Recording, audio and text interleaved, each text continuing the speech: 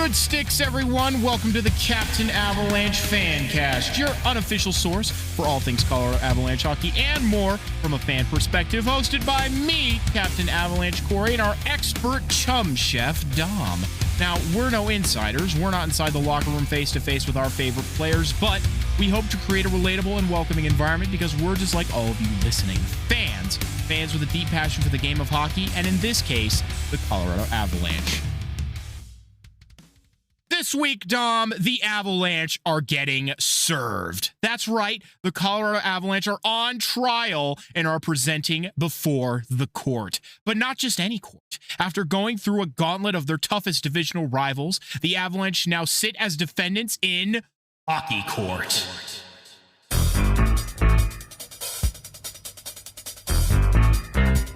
Today, 4 witnesses take the stand to help us determine the final verdict on the Burgundy and Blues performance against their toughest divisional rivals. I am, once again, Captain Avalanche, judge, jury, and executioner of this here trial. All evidence comes and goes through me. So without further ado, will our first witness prepare to take the stand? Now that I think about this, Dom, where do you sit? What are you? Are you like the court recorder? Are you the stenographer? I can be whatever you want. If you've already taken judge, jury, and executioner, maybe it depends on what type of execution. Since I'm here to enable you, if you choose guillotine, maybe I can be the guillotine itself if you're the executioner, so we can work as a tandem or something. Maybe you can be like also the jury. I think that makes the most amount of sense. I can be a member of the jury. Yeah, you're a jury member. You're the only jury member, actually, the singular jury member. So there you go. Yeah, this is gonna be fun, everybody. We're gonna have some accents. We're gonna have some voice modulation. So hopefully nobody gets confused. But here is witness number 1. The Edmonton Oilers will now deliver their testimony. You served as the precursor to what would be a gauntlet of 3 games against the Avalanche's division rivals. What did you see during this evening affair with the Colorado Avalanche? Well, this was a clash of the Titans, with 4 of the league's top 5 scorers all taking the ice at once. However, we saw a team akin to the Buffalo Sabres. The Avalanche came out hot and heavy, making Stuart Skinner and the defense look silly as they scored 3 goals on only about 5 shots. Nathan MacKinnon even stole Evan Bouchard's ankles at one point and really left us wondering, Connor McDavid who? Their goaltender, Mackenzie Blackwood, was utterly stellar. Even when we could generate offense, nothing was getting through as he went post to post with ease. But before the first period was out, we broke through, which showed we were still in the game and could start to push back. Well, Edmonton, I attended this game, and I recall it being an exercise in pain. So, could you please humor myself and the rest of the court as to why that may have been the case despite the Avalanche clearly having the game in hand after the first period? Yes, of course. Well, as I already mentioned, the Avalanche played like the Sabres. They jumped out to a quick lead with some flashy offense, but no lead is safe in today's NHL, and because we were able to cut it to the worst lead in hockey before period 1's end, a 2-goal lead, we were able to fight back hard in the second period.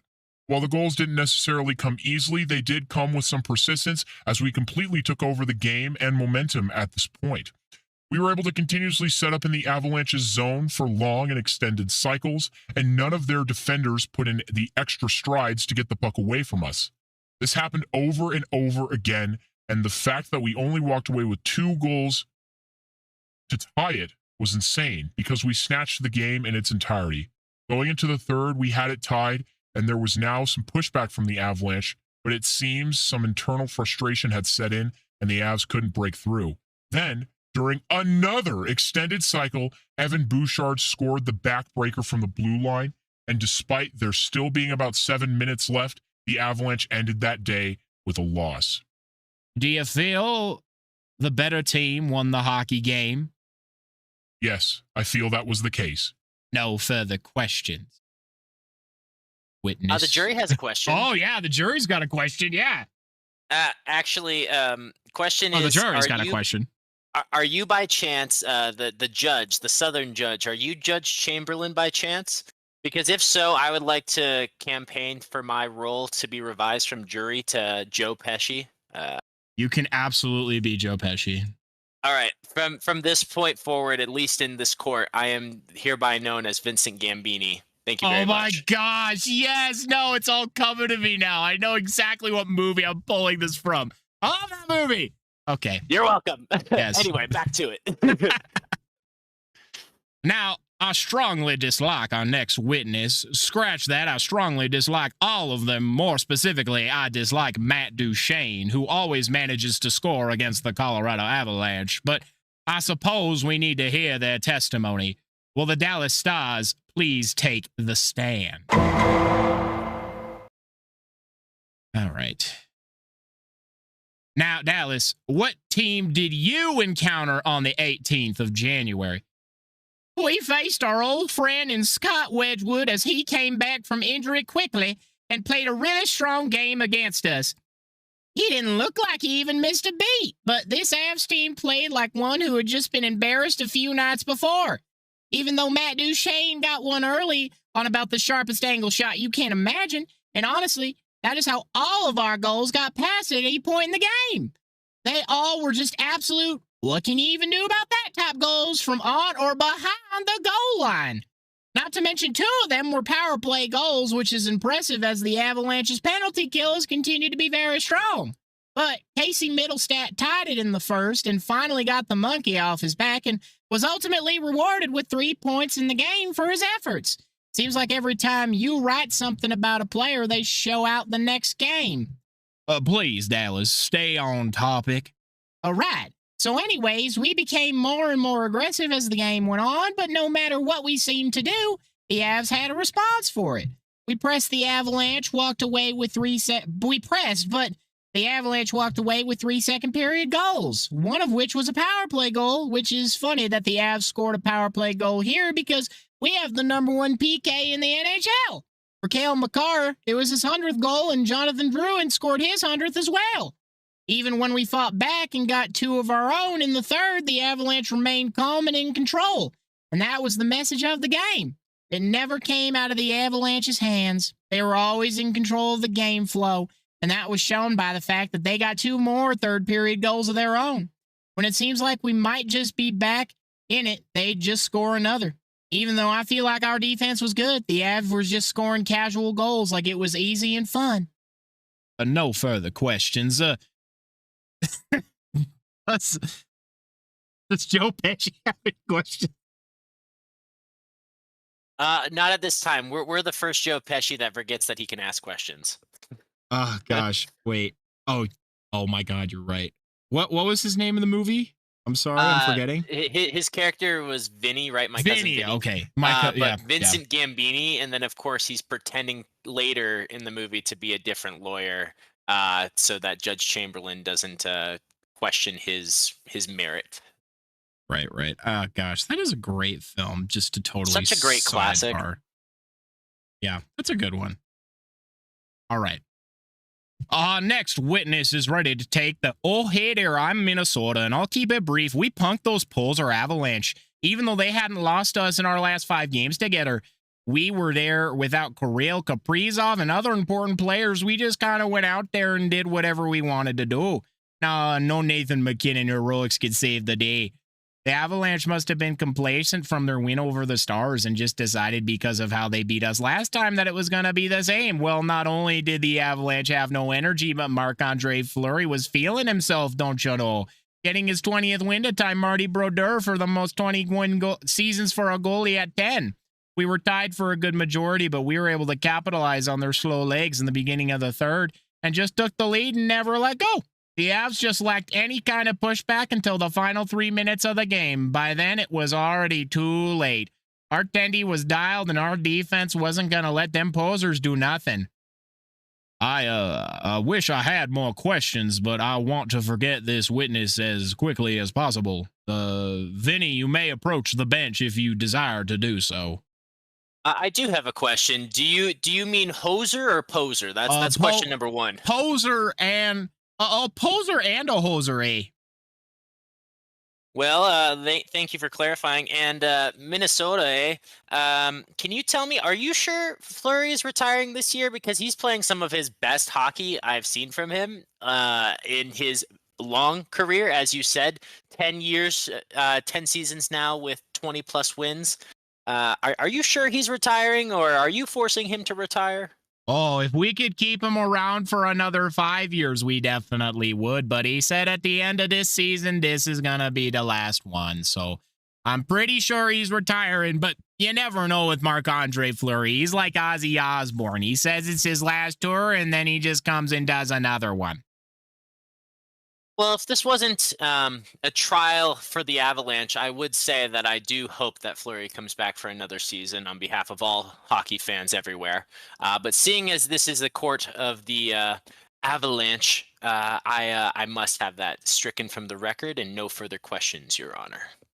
As the judge of this court, I am impartial, and I agree. I also wish Marc-Andre Fleury, for the good of the sport, would stick around another couple years. But Father Time catches us all, I should certainly know, and, well, you just would like to see him go a few more years, but he deserves time to be with his family and his children.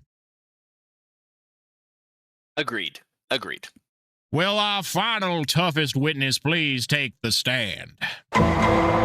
Winnipeg, you have maintained yourselves as one of the top teams of the league this year, and consistently play well against the Avs in the regular season, at least. This was the last of your 4 meetings. What was this one like for you? This was the closest contest yet between 2 giants. The Avs came to play after what happened against Minnesota, and Connor Hellebuck, the god amongst men that he is, has shut them out for the past 3 regular season contests. But the Avs set out to change that. We had scored first in our 2 games back in Winnie and sought to do that again, but no dice this time, as it was deuces in the first. The Avs did what was necessary in that they got to the net, played well, played responsibly, played well defensively, and didn't hang Mackenzie Blackwood out to dry so far. They are doing what they should be doing, and persistence should pay off. They had a couple almost, and the luck doesn't hit every time for Hellebuck, although don't let us tell you that. A couple almost snuck past him in the first, but I will say, if the Avs didn't have any bad luck, they wouldn't have any luck at all. That was evident all over the ice. The second was a back-and-forth affair. The Avs did a good job getting it out of their zone, not allowing us to set up, but we did the same right back to them, and they couldn't get the cycle going. But that Nathan McKinnon beat us off the rush and had Hellebuck dead to rights, but he rang it off the post. That stopped him so many times. But the rebound went right to him and past Helly. Shut out no more. But we were persistent too. We can close in on our opponent's net and get closer and closer until we get one in. Whether that's off the rush or the cycle, we ultimately walked away from the second with the lead. I know some Avs fans might not like it, but I think those boys in burgundy and blue could learn a lot from us both on the power play and defensively. It was a close game, though, and I can't fault them for that. But they were persistent. They wouldn't be denied, and Cale Makar scored an Alex Ovechkin-like goal. Yes, this period was so good that the podcast hope actually forgot to keep taking notes. Exactly. Cale Makar gets the tiebreaker and the Avs get the late power play. We thought it was over because it was actually operating, but we have Hellebuck in net, and that power play can't buy a goal right now. We survive to the 3-on-3. Everyone walks away with at least a point. Judge, do you know how this game ended? How would that be, Winnipeg? With a Neil Pionk slapper, of course.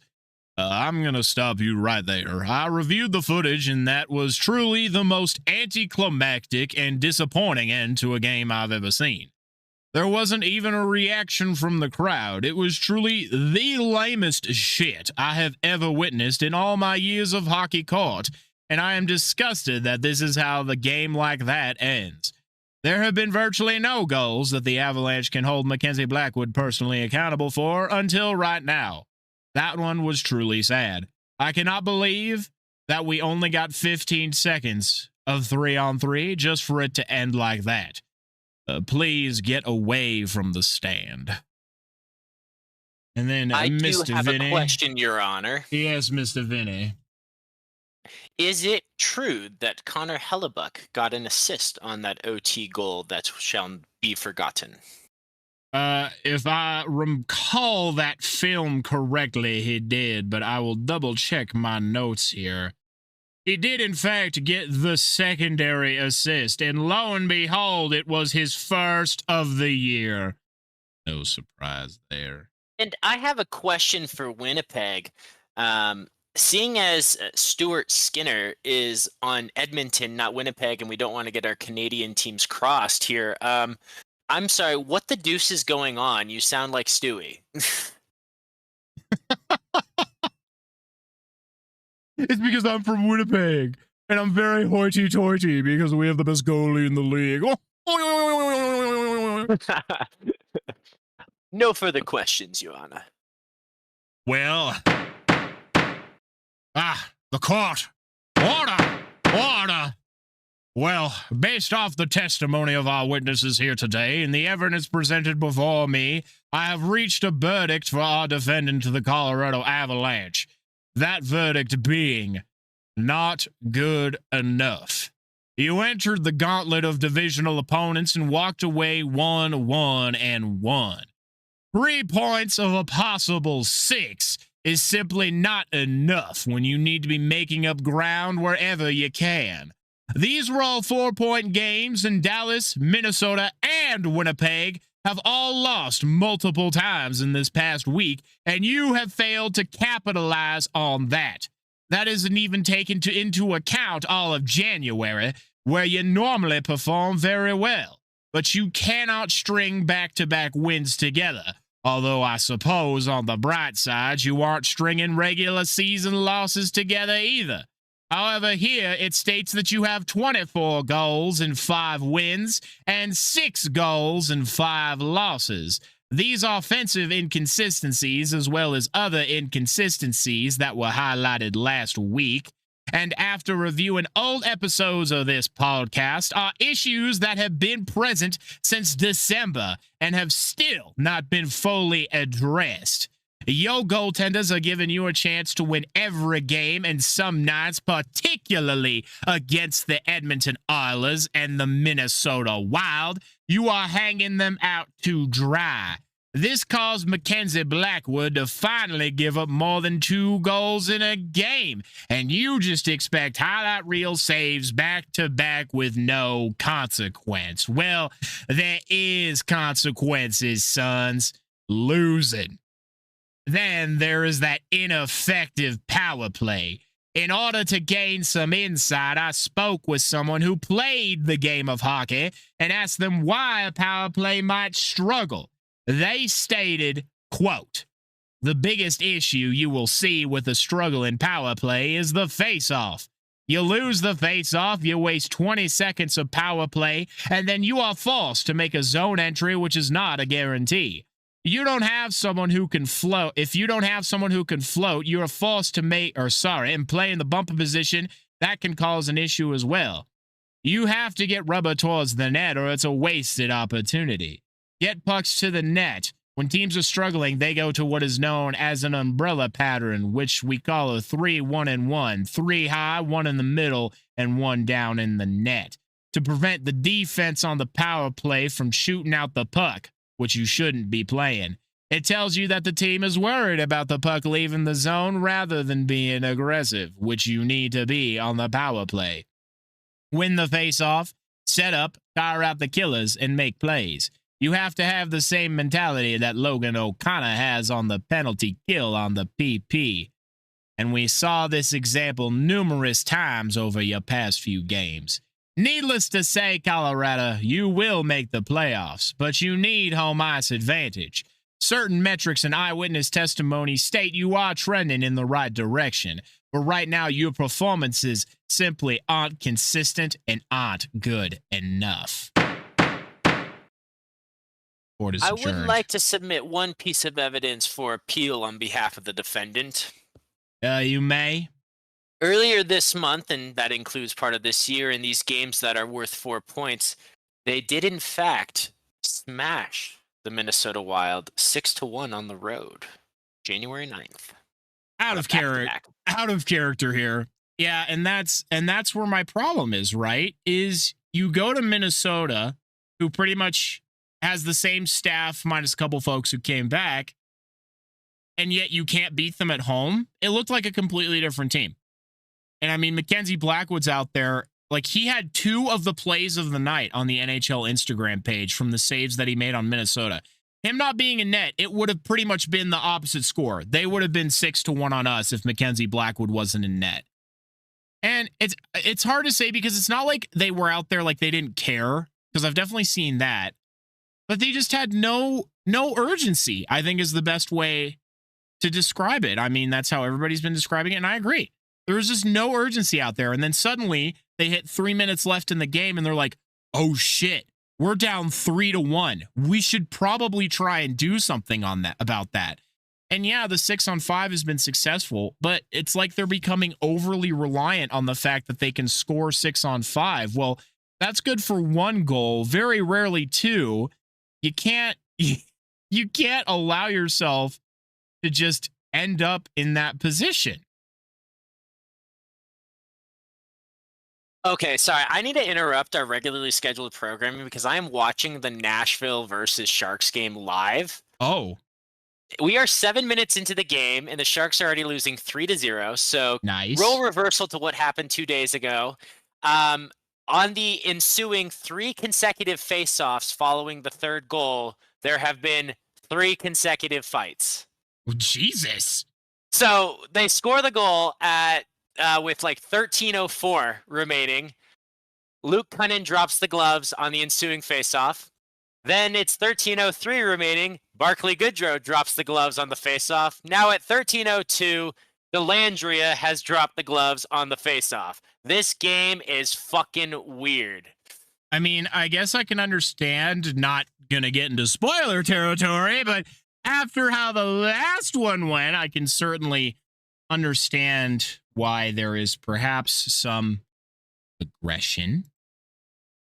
Yeah, well, it's not just how last game went, it is also how this game has started, because the Sharks won the first like 3-4 shifts of this game, and then it's been Nashville since.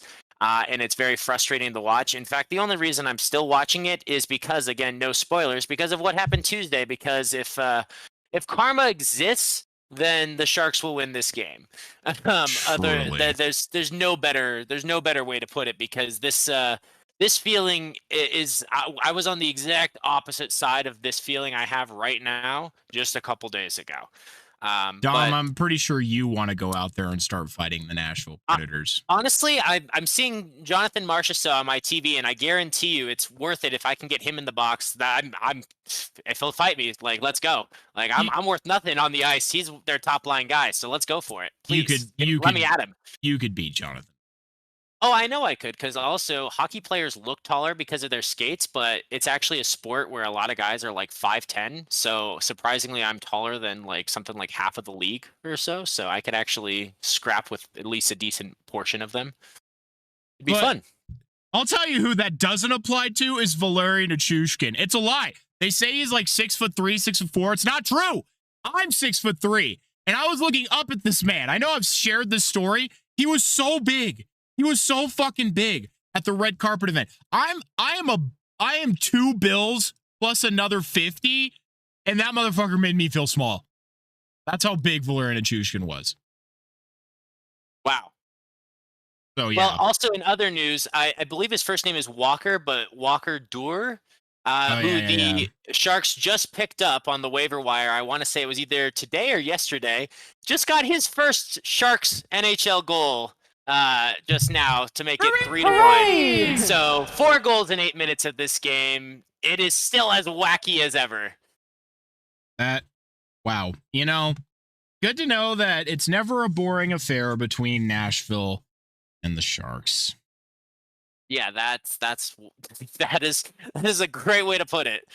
I think I got too much in a hurry mindset, because nobody will believe me, but all of that was 7 pages of notes, and we made it through it in about 20 minutes. I'm frankly very surprised. But what did you think of that?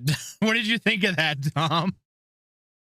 I thought it was a lot of fun. I was very happy to be able to just listen in and offer my parts, but enjoy some Yeah. reminiscence of Family Guy and my cousin Vinny and all the other fun different accents and references I could come up with. It was a good time, and I think ultimately it was a fun way to present the content, which I feel like we've been discussing for a little while now. Some of these patterns, as you mentioned, going back to December, where Yeah. the Avs have this high end potential, but as high as the highs are, the lows have been equally low, and there needs to be you want those to even out where maybe the highs aren't as high and it's not like so crazy up top. Like I know we all want the best feeling, we want to have the blowout wins, but being realistic, you'd rather have it average out where you're winning more by smaller margin than winning less by a massive margin. And it's that simple. Exactly.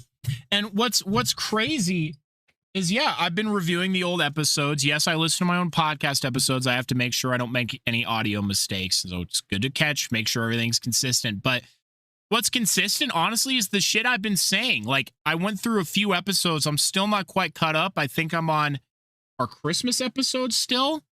And I'm realizing, like, oh my God, the last 3 episodes, I have said the same thing. And I just catch myself going over the same points over and over again from every, like, set of games, because obviously every week we go over however many games happen that week. Or no, I'm on the state of the Avs. That's what episode I'm on.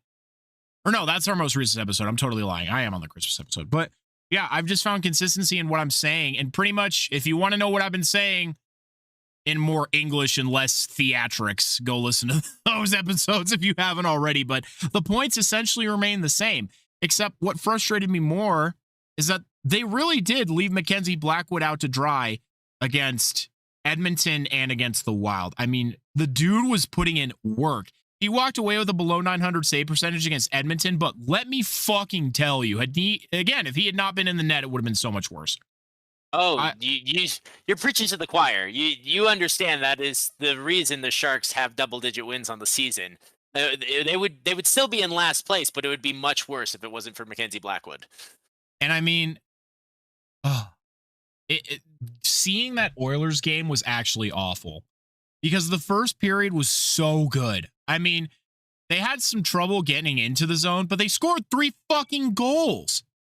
And the entire second period was just watching the Edmonton Oilers cycle in our zone endlessly. Literally, I think they had multiple 2-minute O-zone possessions. 2 minutes. And I said, if you allow any team, first of all, to sit in your zone for 2 minutes, they're gonna score. Let alone a team with Leon Draisaitl and Connor McDavid. You can't do that. Well, especially during the second period, too. When the Avs start the first hot, you know Edmonton's going to respond in the second, or try to at least. And that's when the long changes. You're more likely to get trapped, or it's harder. You will get trapped for longer when you get trapped. So it is something that they should have been aware of and prepared for, because anybody who knows hockey would predict that was a possibility. And I mean, it was just, it was in their hands. And that's the crazy part, is all the games that they've lost in different ways. New York, they walked away with the win, but it didn't really feel like they deserved it. And then they come out against Edmonton and are like, all right, we got to get the offense pumping. They did. And then they're like, all right, we did it for 1 period. That's it. And then they just flopped off a cliff. Minnesota, I don't know what the hell they were doing. It's like they had played 3 games in a row and we're just like, we're tired tonight. And then Dallas, they're like, hey, I didn't like how we did against Minnesota. Let's go. And so they ball out. Or sorry, Dallas was before Minnesota. Gosh, I'm so upset. I'm all kinds of miscombobulated.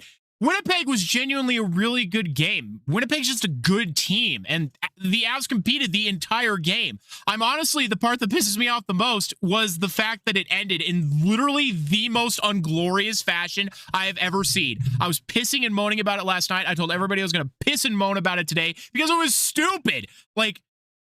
They, first of all, make a terrible pass up to Nate McKinnon. It gets away from him. Connor Hellebuyck takes possession, passes it to Vlad Nemesnikov, who passes it to Pionk, who just kind of skates up to the blue line, takes a fucking slapper that Blackwood is perfectly square to, and it just goes in the net.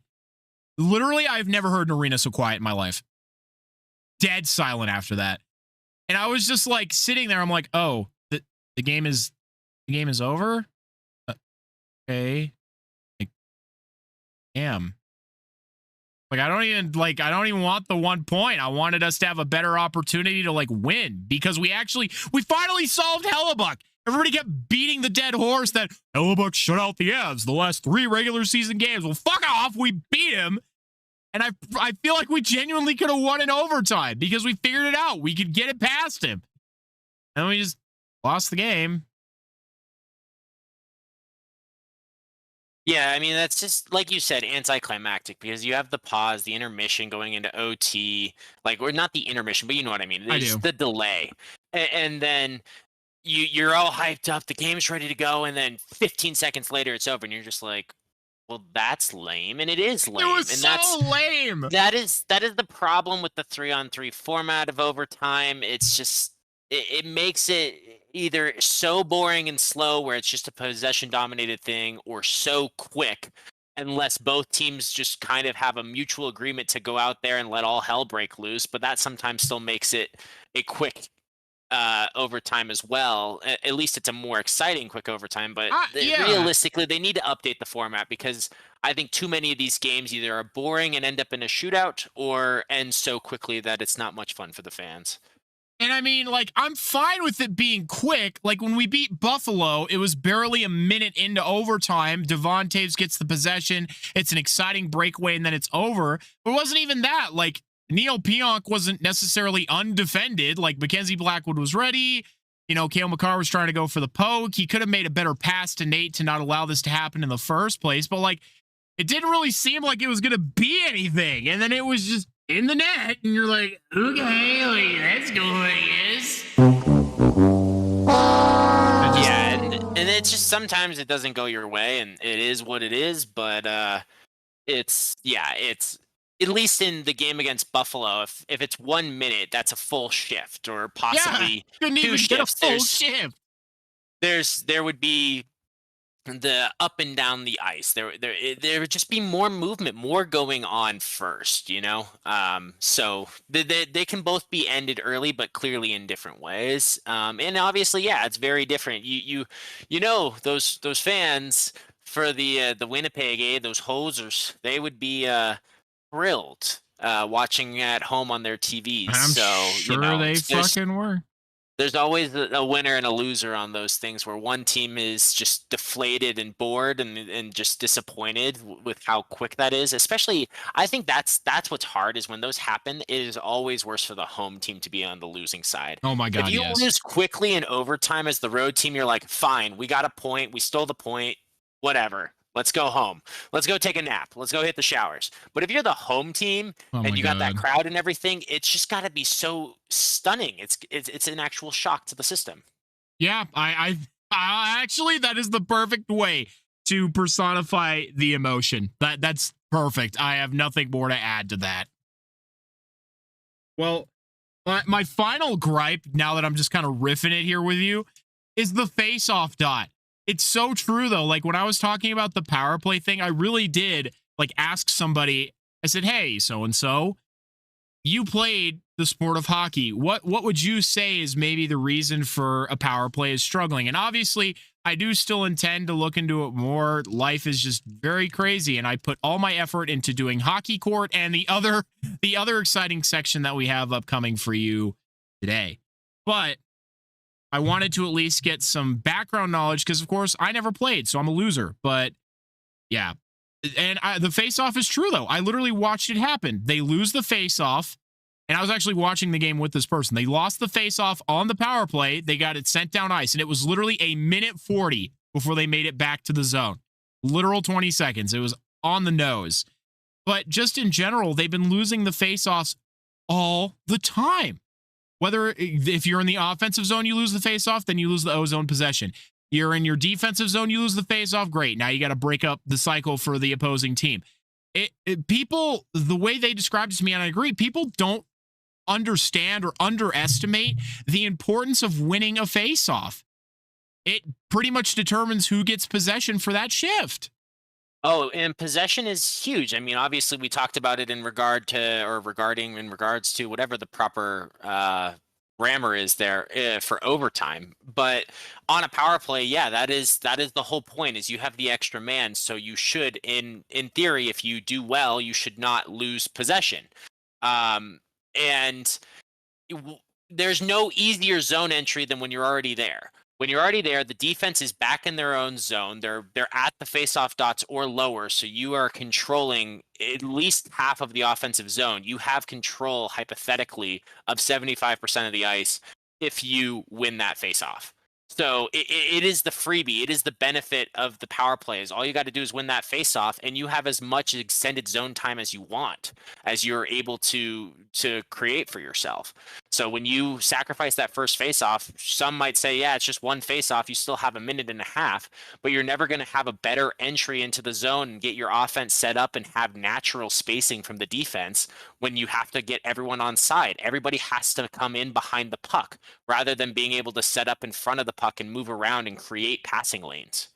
Exactly. And I'm saying even beyond the power play, it extends even beyond the power play Oh, throughout absolutely. the entirety of the game.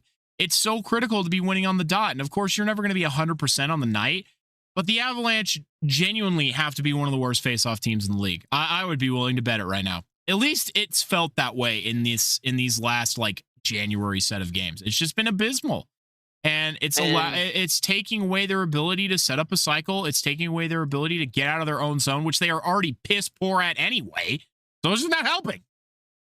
Well, and I wouldn't be surprised. I don't think it would be an exaggeration if they were one of the worst ones, because we talked about this, I think, all the way back in one of our first episodes with when you were going over the roster moves before the season, talking about how the Avs lost one of their best face-off takers coming into over the free agency period this past year. I want to say someone from a previous season they weren't able to retain. It was around the time I was talking about Alex Wenberg as well and his value of taking faceoffs for the Sharks. So it would have been one of our early episodes. Maybe I'm creating this in my own brain, but I could have sworn we had a conversation about this and how faceoffs in general have been a weakness of the Avs for multiple years now. Yeah, and I mean that was genuinely the biggest part that sucked about losing Yakov Trenin is because he was actually so good at taking faceoffs. Hold on, I'm getting the faceoff percentage right now. First of all, it's at 44%. And the New York Islanders, shockingly, have the best faceoff percentage. Let me The New York Islanders actually have a surprisingly good set of names on their roster. They should not be as bad as they are. They just have been rather awful this season. It's because Lou Lambert.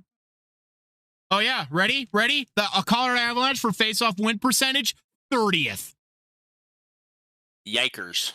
They are ahead of the Chicago Blackhawks and Anaheim Ducks. That's it. And do you know what their percentage is?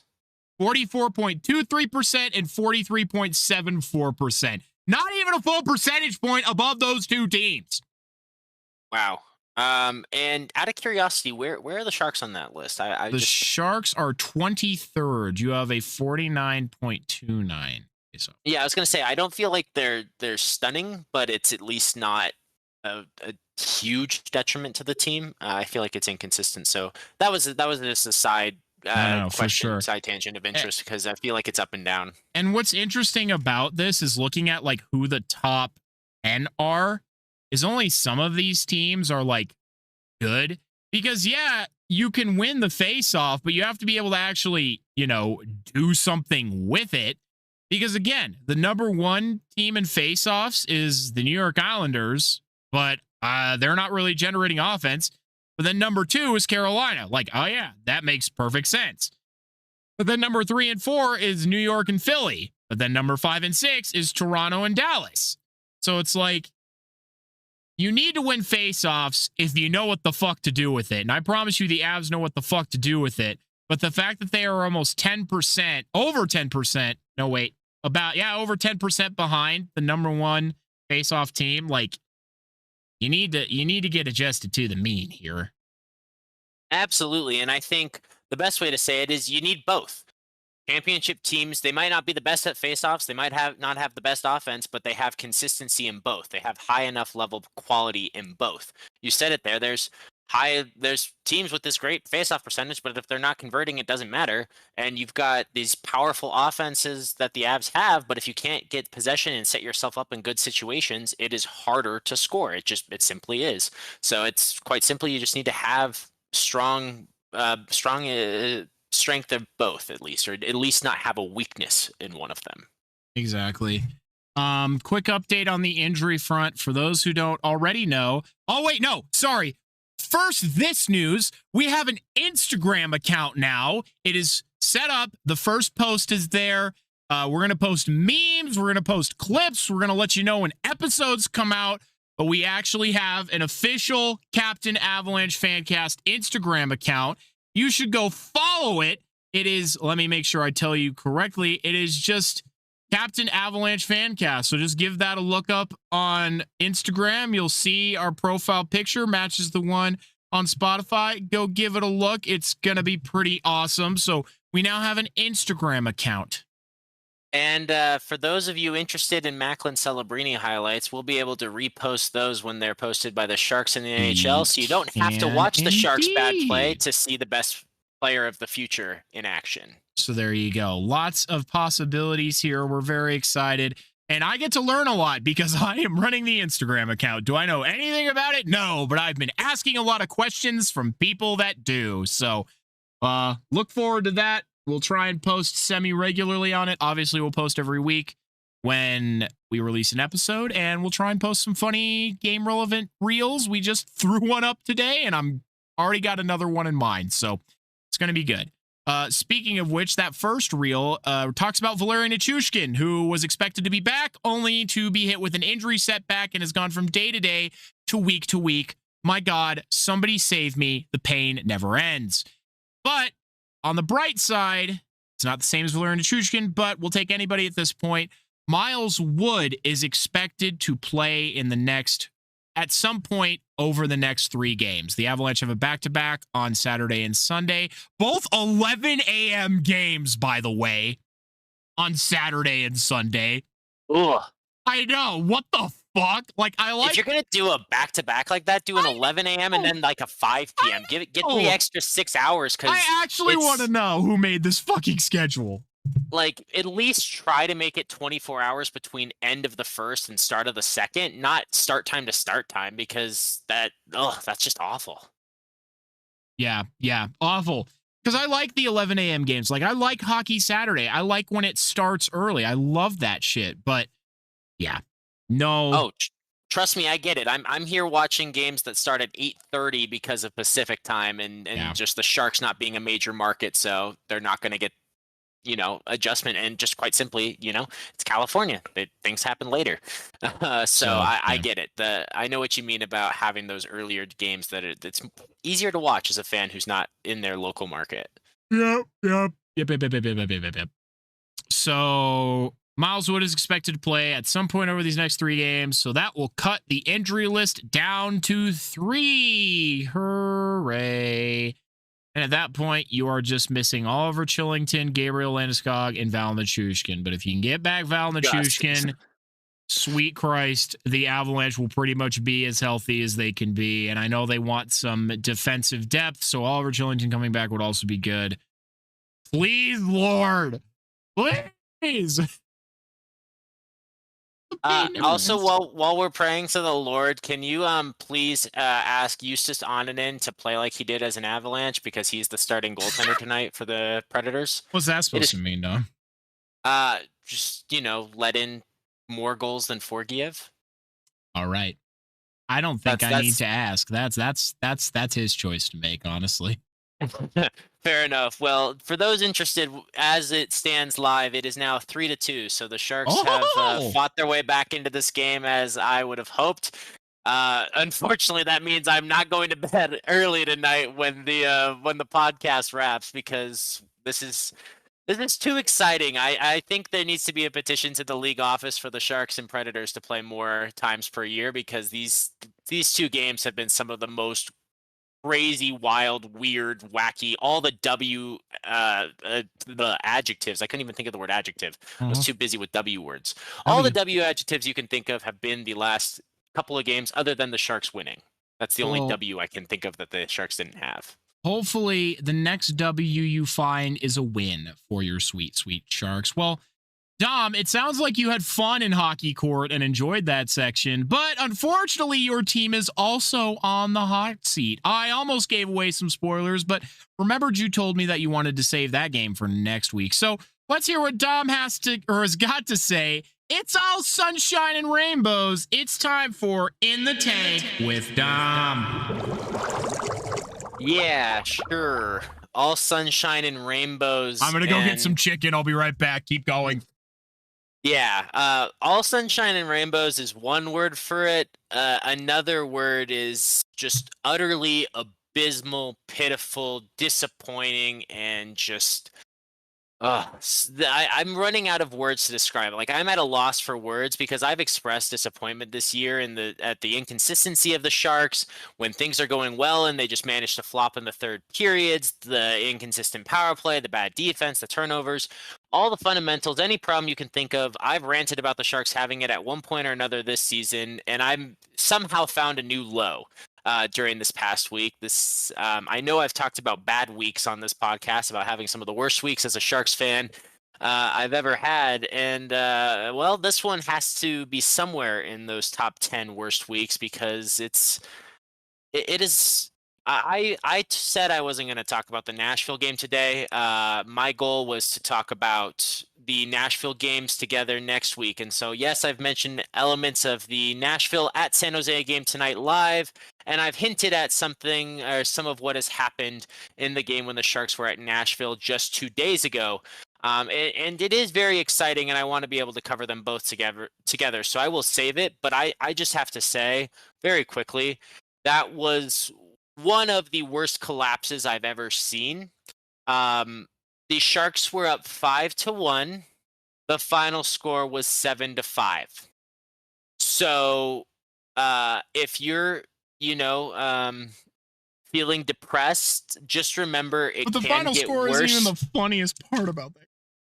Oh, there's so many things about that game that I could spend my entire In the Take segment on just that game because I watched next week a great portion of it live. And so maybe next week I'll bring to you Nashville versus the Sharks. What in the hell is happening? And that'll be my whole segment because it's both games right now. So jumping into this week, though, the games I will cover are 3 games, and all 3 of those games were 3-goal losses for the Sharks. I talked about earlier on the podcast this season how the Sharks aren't losing 3-goal games anymore.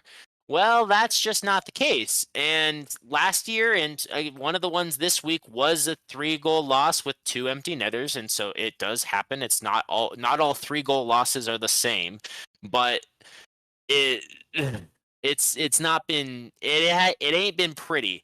And we're just going to start with the Columbus Blue Jackets. And Corey, I know you know this, but for the fans who don't, you just have to understand how appalling it is to look up and see your team have 7 shots on goal after 2 periods. 40 minutes of playing hockey, they have 7 shots on goal while the opposing team has 27. The Sharks had 1 shot on goal for the entirety of the second period in Columbus. In all fairness, Columbus did just beat the Maple Leafs 5-1. So they're surging. They're doing it to everybody. It's not just you. Oh, I know. Columbus has been on a roll. They've won like a series of games at home, something like 6 of their last 8, including against playoff competition. And in a very tightly packed East race right now, there are 4 teams competing for 2 spots in the Eastern wildcard. Columbus is actually in pole position. They are the number 1 wildcard team as it stands today on 53 points. So they are a team I've talked about since the beginning of the season. Don't sleep on them. They're a sleeper to be that wild card team to maybe make some noise in the playoffs if they make it there. We might talk about this later, Corey, maybe. I don't necessarily have them doing anything spectacular and going on a crazy playoff run personally as it stands, but right now they are surging and making their candidacy to be a legitimate playoff team in the East.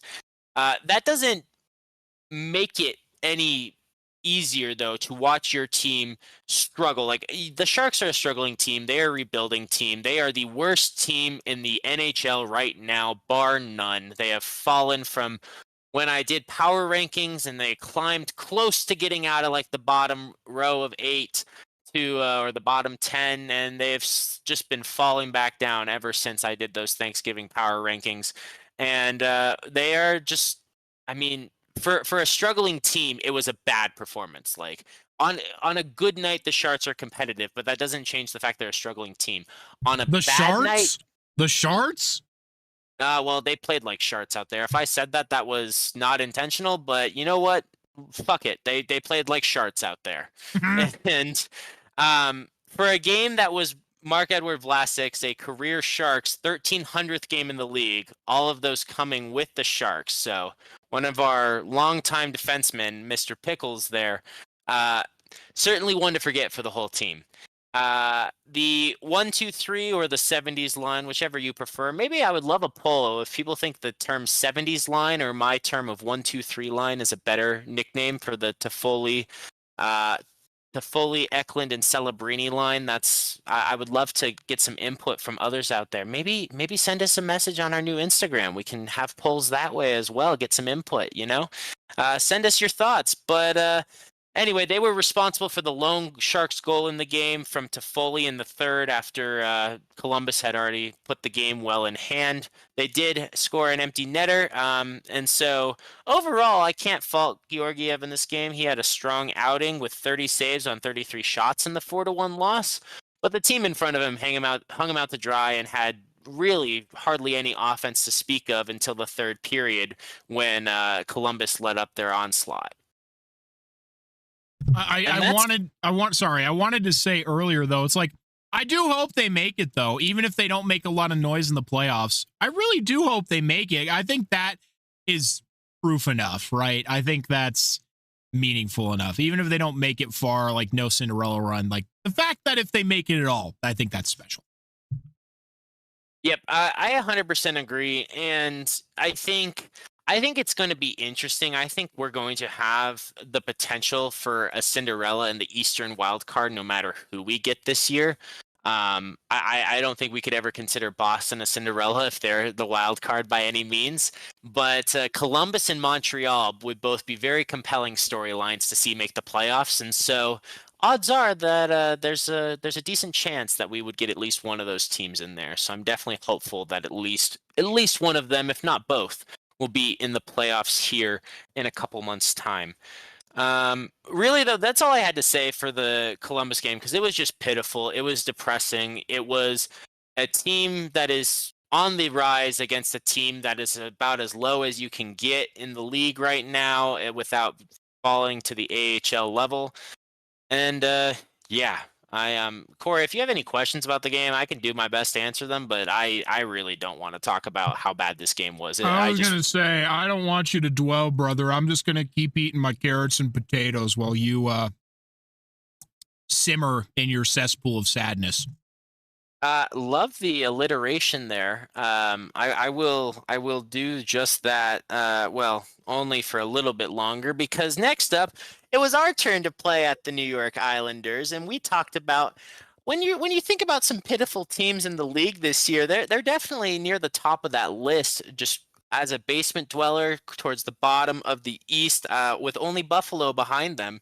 And we've talked plenty about Buffalo, so no need to speak more on that this time. But for the Sharks, it was another game, another slow start, and ultimately another loss 4-1. And the Sharks went from bad against Columbus to worse in New York, or at least it felt that way. Maybe statistically it wasn't as bad as one shot in an entire period, so I guess I will state that caveat. However, Columbus is a good team, or at least they are playing like one right now. New York is not. And New York looked like a playoff juggernaut out there against the Sharks. Like, the Sharks played so bad, they made the awful New York Islanders look good. And what's really disappointing about Don't this let is... Lou Lamoriello you say that, Dom. He'll send a hit No. squad after you. Oh, well, he can try. At this point, he'd only be helping me out with the Sharks doing half the work. No! But in all seriousness, when we talked about the Sharks road trip in December, it was a tough 6-game road trip, playing a lot of the best teams along the East Coast, playing Carolina, playing the Devils, playing the Rangers, who were at least playing better at that point in time. And the Sharks were able to go 500 on that road trip against higher level competition, or at least what was higher level at the time. This road trip, they won against Detroit to start it, who's another one of those lower teams in the East. So that would be, of the games, one of your more winnable ones. But they have zero chance to beat 500. I was hoping they would go at least 3-2 on this road trip. And they went 1-4. They are back home tonight against Nashville, so I don't know why I'm acting like they could improve on the road trip. They got the one win, and then they lost since then, 4 straight on the road in just horribly demoralizing fashion. And that is what I'm trying to say here, is it is disappointing when this road trip, the quality of teams you are playing, this should be the easier road trip, right? I mean, there's no easy road trip. There's no easy game. Anybody can win on any given night. All the things we always say, Corey, but wouldn't you agree the caliber of opponent the Sharks have played this week in Nashville, Boston, the Islanders, and the Blue Jackets, and then, of course, Detroit from our previous episode, that is a lower caliber of team compared to Carolina and New Jersey and Tampa Bay, all those powerful Eastern teams that they played in December. Yeah, at the end of the day, I actually got a good reality check because I constantly complain about the Avs playing down to the level of their opponents.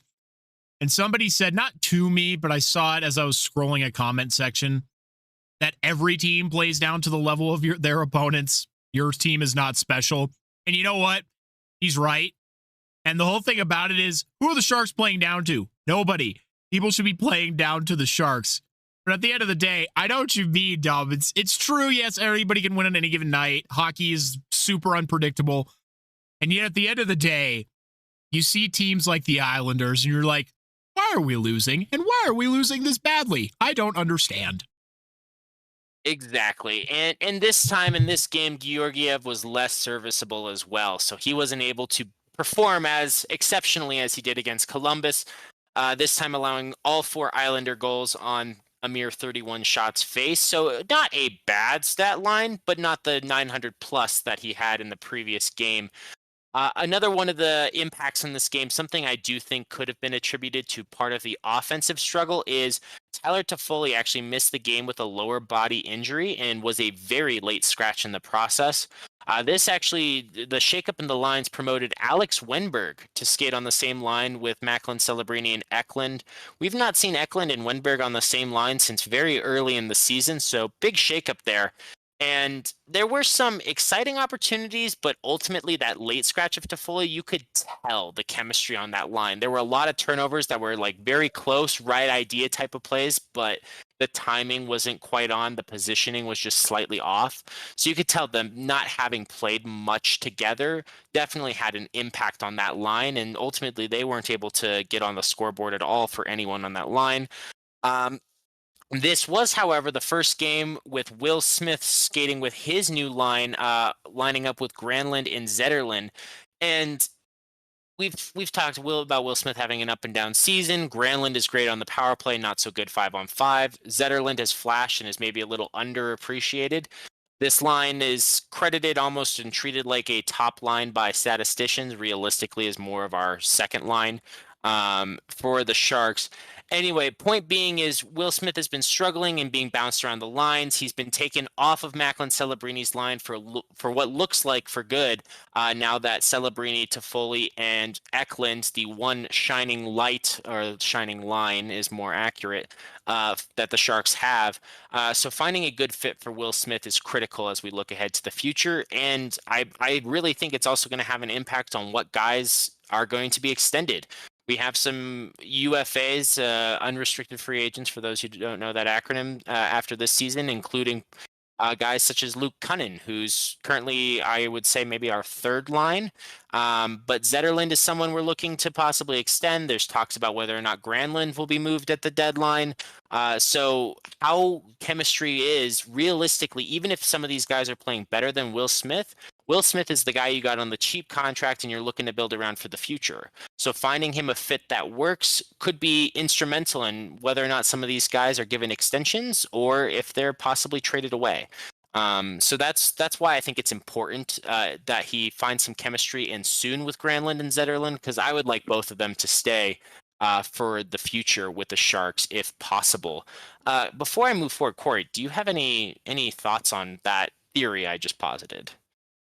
Not so far. I have a question, but I'll wait for your final game here. Sure thing. Well, as far as highlights from this game, Barclay Goodrow scored midway through the second period to tie it up 1-1.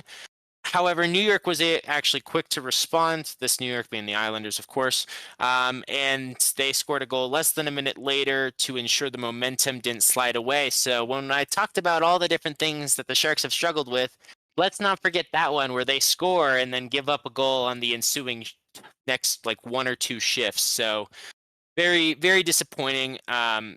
Really, I said it before, but the Islanders are a bad team this season. They have some talented players. They should not be as bad as they are, but the reality is they are a bad team this year, and yet they dominated this game start to finish. They outshot the Sharks 10-4 in the first period and 14-7 in the second period. The third period was a more relaxed and balanced one after they had let off some of the gas, and even then the Sharks could not outshoot them. They had the same number of shots on goal as a Columbus team that was clearly relaxed out there, while the Sharks were just struggling to get anything going, working hard for not much payoff. So really just looked outclassed out there. Maybe they were tired from this road trip, but they had a day off in between each of these games. It's not a long flight from Columbus to New York, so they would have had time to be settled in. I'm trying to find some sort of excuse, and I'm at a loss really. I'm running out of things I can say in response to these patterns to be able to defend the Sharks, and that's what makes it hard to be dwelling here, to be a tank dweller tonight.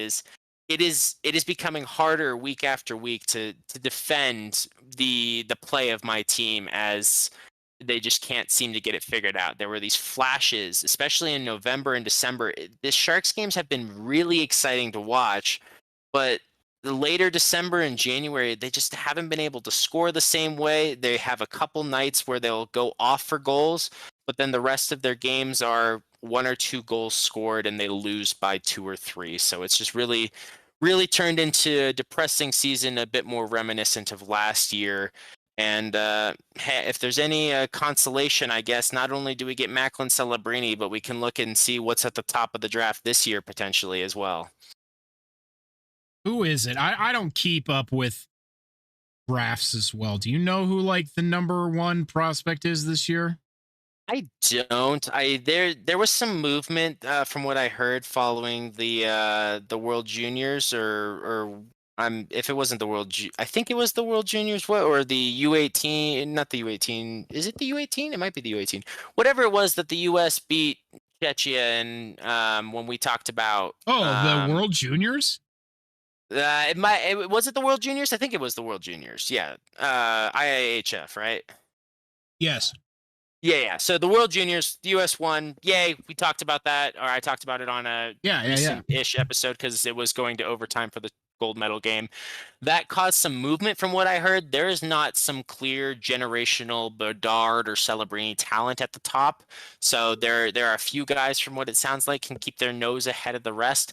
I'll start paying more attention to draft talk as we get closer to the playoffs, as teams start to get knocked out, like officially eliminated from contention. And I mean, the Sharks are effectively eliminated. They're technically not officially eliminated from contention.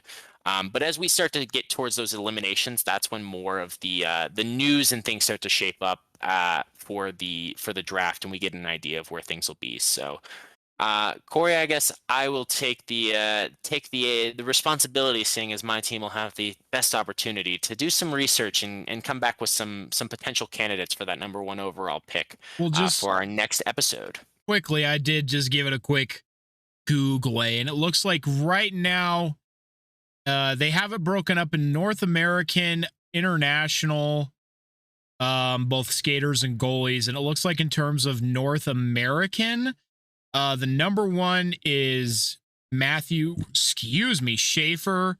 And then behind him who's a defenseman. And behind him are 2 centers, James Hagens and Michael Misa. And then in terms of international, it looks like Victor Eklund, followed by Anton Frondel and Ivan Rabkin. Yeah, we'll go with that. Ooh, I know the name Rabkin. I recognize Frundell. Both of those would be intriguing.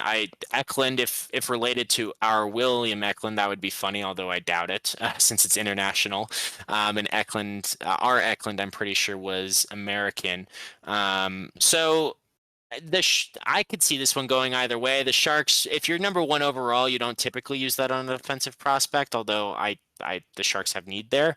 I think if one of those centers might be where the Sharks go, so you can get the center of your lines figured out and then build around them. I think it's easier to build with veteran wingers if you can get these young dynamic centers that play the same style, commit to a brand of hockey. The Avs are fast. They have all that dynamic offense. The Oilers have the McDavid, Draisaitl. You have a brand. Everybody has a brand for hockey, right? The Winnipeg brand is we're going to play defense and have Connor Hellebuck, and then what happens with the offense. We'll win more than we lose. Dom, I think this is his sibling. Oh, is it? I'm not kidding. I think that is his sibling. Oh, well then that is, I mean, let's be real. That's not an unlikely option to have. I mean, it makes for great storylines. It makes for there's a lot of potential there. So I'll do some more research on those top candidates before next week and come back with maybe some pros and cons for the guys that I think would be the best options if the Sharks are picking number 1.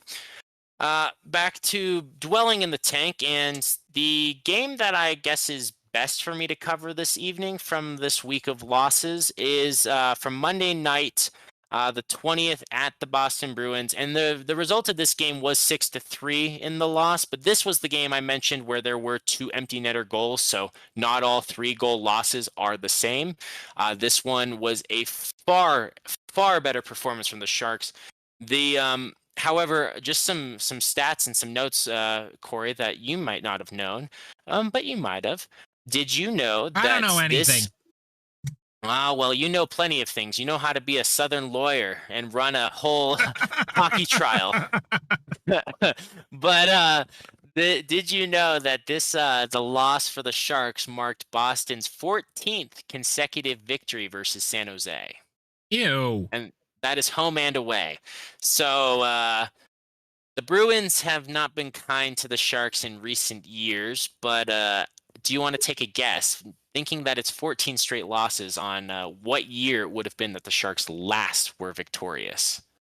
Okay, well, since they're not in the same conference, they probably only play 2 times a year. And if it was the 14th straight victory, we go back 7 years. Oh, God, 2018 was 7 years ago. Ah! Okay, I'll go 2017. So it was actually 2016 during the Sharks, one of their later season wins and what ultimately was their lone run to the Stanley Cup final that was ultimately unsuccessful. So it was the Sharks' best season on record was the last time they were able to beat Boston. In this game in Boston, it was a quiet night for Celebrini, who did not log a point in the contest yet again, and for his second straight game. That is pretty rare for the kid. And equally, if not more rare, Barclay Goodrow, not known as much of a goal scorer, but rather that fourth line center, that grinder, that physical guy, that culture guy for the locker room. He scored a goal in consecutive games to tie the game at 1 in the first period. So consecutive games to tie the game at 1 in the middle of a period, Barclay Goodrow scores. I couldn't find it for certain, and I just need to be better at and use the sites you use, Corey, to check the split stats for years past. But I am still not good at using them, but I'm figuring it out. well, if you are able to figure it out in the short term, I believe this is quite possibly the first time in his career that Barclay Goodrow has scored goals in consecutive games. That would be interesting to find out. I'm not sure. Because his highest scoring season came with the Rangers when he scored 17 goals on the year. So he's not your prolific goal scorer. That's not what he's out there to do for the team. So I can't say for certain, but it is quite possible that it's the first time he has scored in consecutive games. A guy I've always liked, and I'm happy to have for the Sharks. Happy to have the culture guy. I wish things were going better because he has the right type of approach to hockey, in my opinion. I said it before, but this game was a far better performance than the prior two for the Sharks. They weren't just slow and sloppy and out of it. No, they were taking the fight back to Boston. They were matching physicality, matching intensity all night long, and actually took a 3-2 lead into the second period intermission. So after 2 periods, they led 3-2.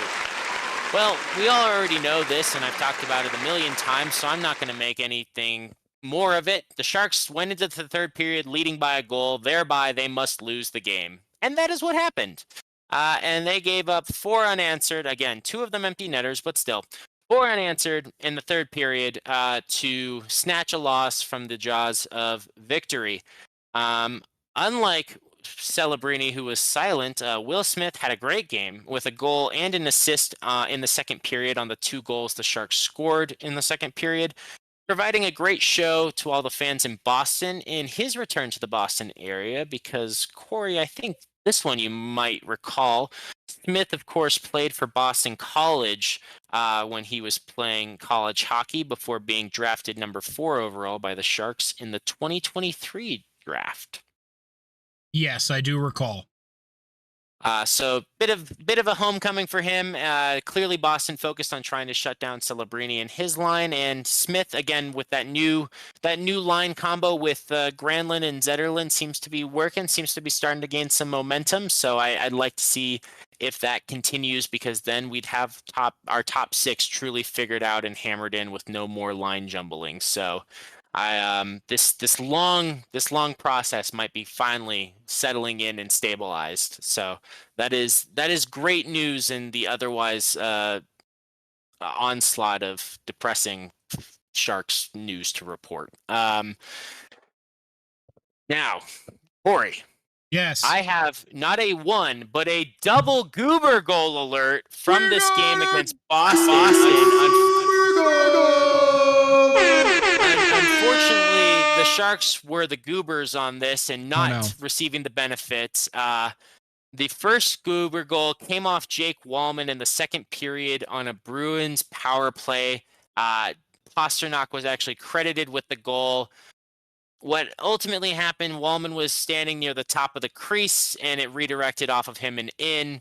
Really, really no shot for Askarov at all on that one. I don't know what to say. I think it is just a goober goal. It's hard to blame a defenseman who's just trying to cover his man, be out and clear the front so his goaltender can see, and it just was a bit of an unlucky bounce.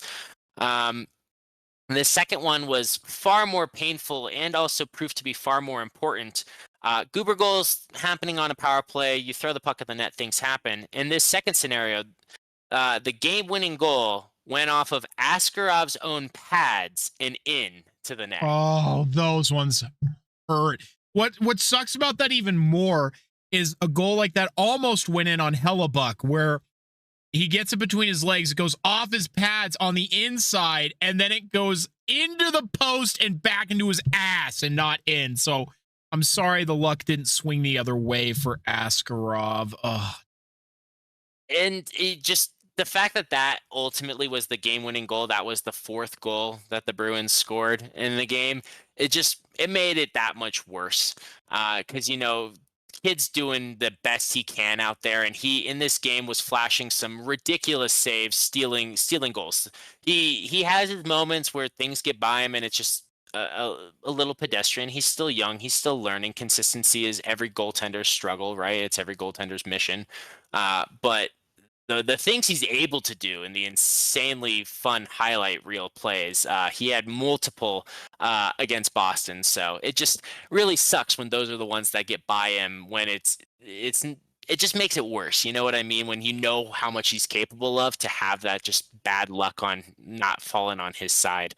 When a goalie is dialed, only the goober goals are going to get past him. Exactly. That's exactly what I'm thinking of. And like I said before, the Sharks showed a lot more fight in this game against Boston. They started the game in much better fashion, and you know, it didn't matter though.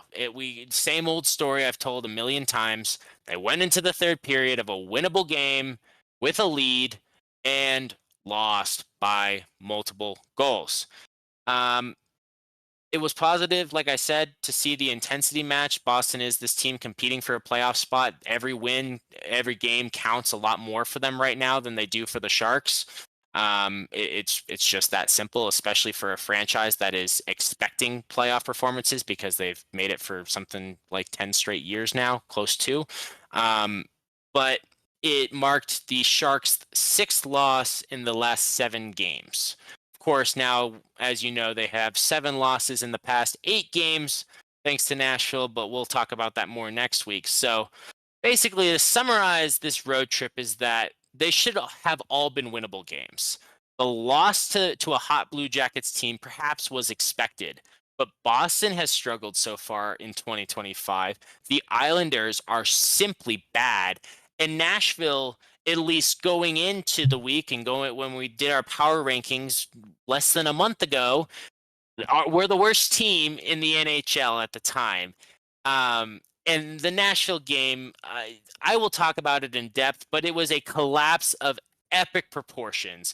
A game that the Sharks were leading 5-1 on the second day of a back-to-back, just cruising.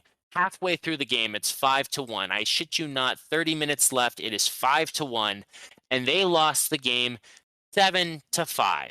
So I no words to express just how much of a wasted opportunity this road trip was. As was always my plan, I will provide a full analysis of the Sharks' loss in Nashville next week and be able to talk through all of the excitement, the energy, the ups and the downs that was that game. Really, the ups all came early, and then it was one big up and one big down. Unfortunately, that's what we talked about earlier, Corey, about not wanting the highs to be so high and the lows be so low. You just want that consistent play through the game. Play 3 good periods of hockey rather than 1 amazing period and 2 periods like absolute ass that are worthy of being the AHL, which should stand for the Ass HL, because that's how the Sharks play. They should be like, if relegation was a thing like they do in the Premier League, the Sharks would have already been relegated last year, but they would be after that game against Nashville alone. So when the bottom of the barrel, it beats up on you, and so I guess you're the bottom of the barrel. What's below the bottom of the barrel? I don't even know at that point. Because the shitty stains on the concrete. Yeah, that's what the Sharks are, because the bottom of the barrel are the Islanders and Nashville right now on points, on record, on whatever you want to call it. That it's just the fact. So the Sharks are the shitty concrete stains right now. They are the sharts on the concrete. So I'm just sad, man. I don't want to be harsh. I love the team. I like the guys. I got nothing against Coach, and our GM's office has been great, but there's something missing. Something's got to change, because this year it wasn't supposed to get significantly better, but it was supposed to get better. And as the season has gone on, it's feeling more and more like the same as it did last year. Well, I do unfortunately have a follow-up question then. That being, well, first of all, sidebar quickly. When I got my business to sports program thing, we actually had a debate on if the U.S. used relegation and why they should or shouldn't do that. So that was interesting. I don't think they should, first of all. but we can get into Oh, that I a different agree. day. We can get- Relegation opens some not so happy doors and makes it easier for super teams because you have to have budgets and things. It's the only thing relegation would make sense is if they tried to expand the league to have more teams, but then whatever teams are in the bottom would beat up on the AHL and it would mess up that whole with teams moving up and down. So I agree. Relegation wouldn't work. But what is your question? Yeah. I mean, looking at how we started, which obviously didn't start great again, but I mean, I guess from where we were multiple weeks ago to where we are now, if you catch my drift, what in your mind, as a fan, as an analyst, what to you has changed? I don't know. That's the thing, is the Sharks power play actually has improved. We got Wallman back from injury. We finally have a top line that's gelling and scoring points with some consistency. And we have Georgiev outperforming expectations, which I can't believe I'm saying that. Maybe that's just because the I don't bar think was it's so true. low. But the fact that at least in 2025, he has more games with a save percentage over 900 than games with it below. I didn't expect that. It's not some crazy Hellebuck level numbers, but his stat lines night in, night out are similar to Askarov, which is maybe concerning. That might sound like Askarov is regressing, and Georgiev is obviously not making the highlight reel saves Askarov is, but over the course of a 3-period hockey game, they're finishing with very similar stat lines. So it should be going better than it is, because there are a lot of things that are better than they were a month ago. Like, not having Wallman was a huge loss. He's one of our top point scorers and our best defenseman for point scoring. He captains our first power play. Liljegren did a good job stepping up, and now he can go to captaining the second power play, which elevates that level. It's, it should be better than it is. We have Celebrini making all of his highlight reel things and should be the Calder favorite at this point now that he leads all rookies in goal scoring. It's just, I don't know. It's the same old problems. They still are just sloppy turnovers. They just, Cece is a player I call out where he makes some great saves. He shows up in great ways for the Sharks in some certain big moments, and other times he has the biggest blunders. And so it's the same consistency. It's the same late game. It's the same possession. It's all the same problems from the start of the season that they just can't seem to get rid of. They'll have times where it goes away and then suddenly it's just back again.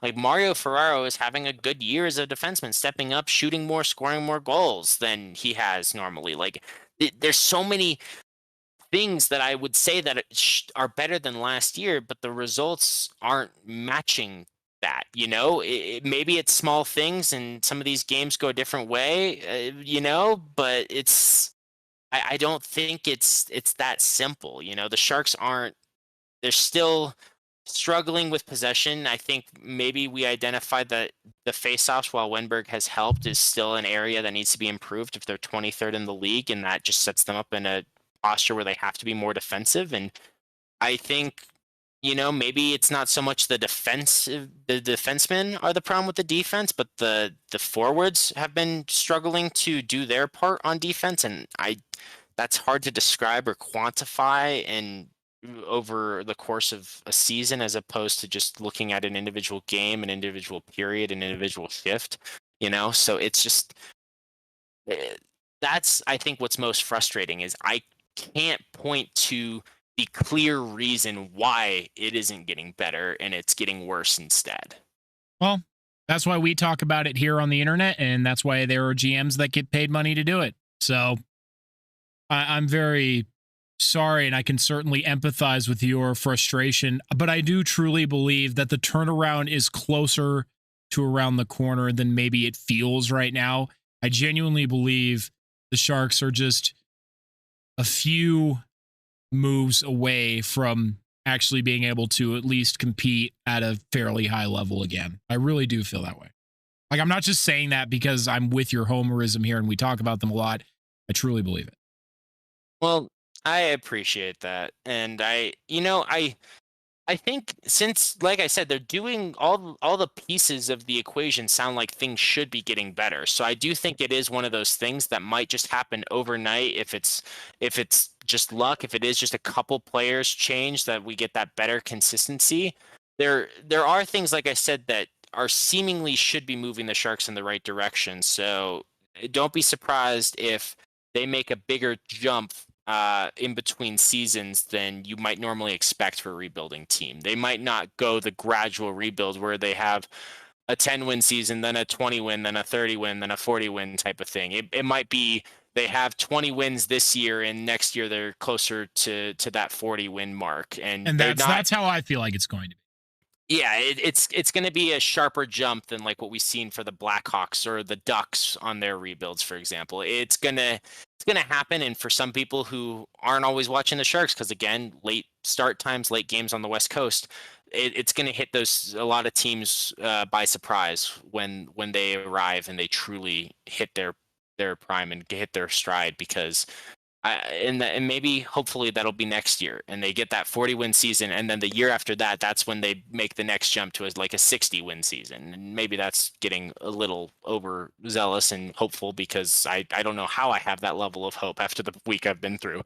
But call me a hopeless optimist, but yeah, I do agree and I appreciate that. And I know it will get better. It's just, and it should get better. I think that's what's frustrating, is it should be better. The recipe feels like something's not working. There's like, I'm picturing, and I have to get my daily metaphor for the podcast, right? I'm picturing like if you're making a cake and you have all these ingredients, right? But the proportions like matter, right? You can't just replace flour with extra eggs. That's not going to make a cake.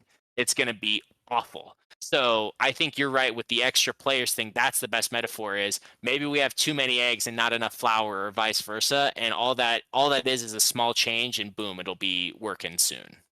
That was a really good metaphor, actually. Wow. I will remember that one. I liked that one. I'll keep that one in mind. Well, if you're ready, we can move on to the perhaps more exciting segment that we had planned for today. Oh, I am excited for this. If you want to kick it off, give me 30 seconds. I need to run to the restroom urgently, because I am chugging my water over here, but I will be right back and am happy to hop into that one. All right. And for everybody still here, I did mean to say that obviously anybody can do analysis. If you don't think you can, you can't. I promise.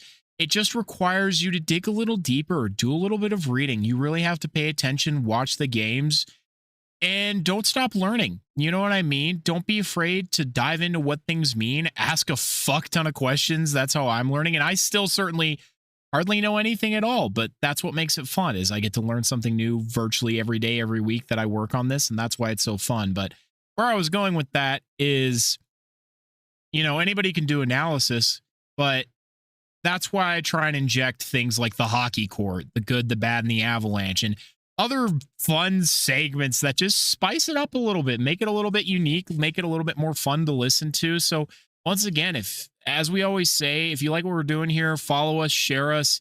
Honestly, word of mouth means more than I think you realize. So if you're talking to somebody who also likes hockey, especially if they like the Avalanche, even if they don't like the Avalanche, if they like hockey and they just in general, and they want to hear different perspectives from around the league, tell them about this podcast, because it really does help. And go and give that Instagram account a follow. That also means a lot. It helps other people see our reels, and you don't have to do anything at all other than click the one follow button, and that's all you have to do. And the more people who are following, the more people get exposed to our stuff by proxy. So by all means, please go and do that. We'd really appreciate it. And also rate this show your 5 stars or 4 stars, or however many you believe that we deserve. Means a lot too. We want to show people that we're for real, that we really love doing this. And my gosh, we're already on episode 17, which is pretty remarkable. And I'm so happy, because to be a little bit more transparent, there's a lot going on in my life right now that has made it really difficult some weeks to sit down and do this podcast. And it has nothing to do with the podcast, Dom, anything like that. Just external factors that sometimes make it difficult to be like, all right, I can sit down for 2 hours on a Wednesday or Thursday night and record this. And yet we're still finding ways to make it happen. And it's a genuine joy to do every week. So if you're tuning in every week, my God, we really appreciate you. So thank you.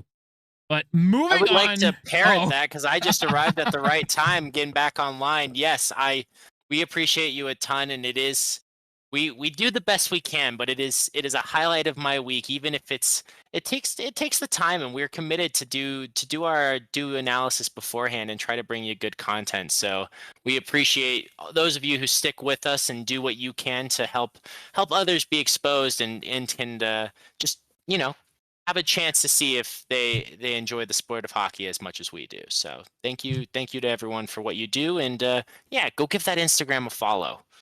Exactly. Well, today we have playoff Final Four predictions.